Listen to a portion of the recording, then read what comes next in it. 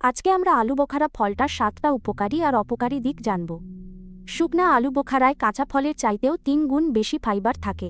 কোষ্ঠকাঠিন্যের জন্য এই ফল মহৌষধ। 1 নম্বর, আলু বোখারা হজমশক্তি বাড়ায় অনেক, পেট পরিষ্কার রাখে, কোষ্ঠকাঠিন্য দূর করে। 2 নম্বর, এই ফলে অ্যান্টিঅক্সিডেন্ট বেশি থাকে, হার্ট ভালো রাখে, ক্যান্সার প্রতিরোধ করে। 3 নম্বর, ডায়াবেটিস রোগীরা খাইতে পারেন, এতে চিনির পরিমাণ কম, ব্লাড সুগার নিয়ন্ত্রণে রাখে।